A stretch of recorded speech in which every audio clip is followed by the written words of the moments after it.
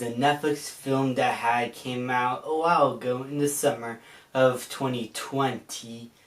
God, this was an awful year. And if I remember correctly, it was supposed to come out in theaters, but had been put on Netflix because of the pandemic. And the movie follows a group of immortal beings who go around the world trying to save it, but basically they don't find it really enjoyable anymore, nor even that receiving. They don't feel whole anymore for the amount of times they try to save other people around the world. And when their cover is blown by somebody who wants to extract their blood and use it to cure diseases, they end up also finding a girl who also has immortal powers. And so they recruit her, bring her to their team, and they have to find this agency that's trying to put them out there and take their blood and do evil things. So overall, I had a good time with this movie. It is like any other superhero action film, though this definitely is a much more grounded comic book film, and it is also a whole lot of fun. What I do love most about it was Charlize Theron. She was absolutely fantastic in this film.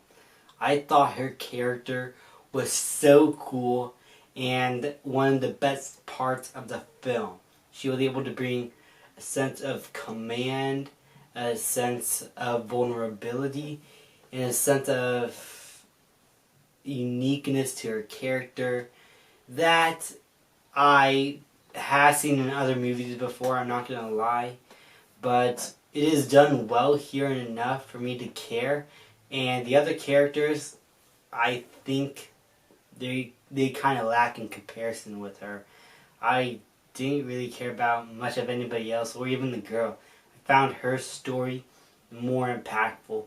But it's her story that basically makes everybody else in the film, that are at least the main characters, the heroes, at least the bit watchable at times. Because sometimes I find them just pretty cringy or just stale in one note. And sometimes you can predict things along the way, but it's the concept of the film and the way it presents said concept with the action that was extremely well helmed that made this film worth a while. There was also some pretty cool special effects shots here that I'm not gonna lie, for a budget like this, I thought that they did well with it for the most part. I thought some of the bad guys were hammy in a good way, I guess, but basically the star here is Charlize Theron. She carries this entire film. The action, as I said, it was fantastically helmed. It was well directed. I actually think I liked the second act a lot. And even though there's not like a whole lot of action, because that's when we like meet the girl and we just get an introduction to her, and we just see little bits of action scenes throughout, but we mostly get character building. It was actually one of the most riveting parts of the film. And when it gets to that final act, it becomes more exciting and more emotionally impactful. So, overall, I had a good time with this. Is it the best action movie? No. There are definitely some character problems, some recycled elements from other movies that made it predictable. But overall, the concept was well executed, the movie was well directed, the action was amazing, and the second and third act was amazing, and Charlize Theron stole the film. And for that reason, I'm going to give The Old Guard a B. Thank you guys so much for watching. Please like, subscribe, comment, and I'll see you guys next time.